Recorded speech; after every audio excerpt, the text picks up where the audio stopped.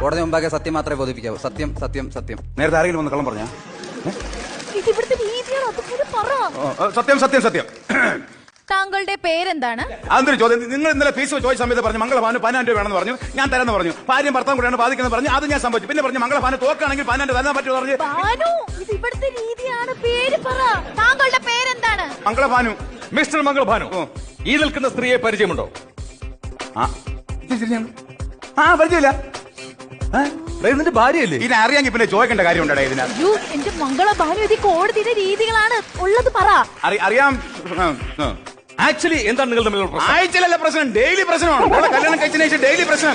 എന്റെ ജഡേജ് നിങ്ങൾ മനസ്സിലാക്കണം. അത് പിന്നെ ജഡ്ജ് എന്നെ മനസ്സിലാക്കണം. എനിക്ക് ഇവളോട്ട് മുന്നോട്ട് പോകാൻ താല്പര്യമില്ല. അല്ലെങ്കിൽ നിങ്ങളെ കൂടെ ആര് താമസിക്കണം?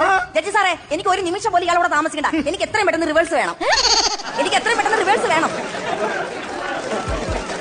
അല്ല, ഈ റിവേഴ്സ് എന്ന് പറഞ്ഞാൽ അത് ഈ ഭാര്യ ഭർത്താവും കൂടെ പിരിയുമ്പോൾ നമുക്ക് കോടതിയിൽ നിന്ന് ഒരു പേപ്പർ വരില്ല. അത് കേട്ടാ, വിവാഹമോചനത്തിന് പറഞ്ഞതാണ്. റിവേഴ്സ് ഇതാണ്. വിദ്യാഭ്യാസമില്ല, വിവരമില്ല. എനിക്ക് ഇതിന്റെ കൂടെ മുന്നോട്ട് പോകാൻ പറ്റില്ല. പുതിയ കാലഘട്ടം, ന്യൂ ജനറേഷൻ. ഞാൻ ഇങ്ങനെ പുറത്തിറങ്ങി നടക്കും. അതുകൊണ്ട് ഇവളുമായിട്ടുള്ള ബന്ധം എനിക്ക് വേണ്ട. I want divorce.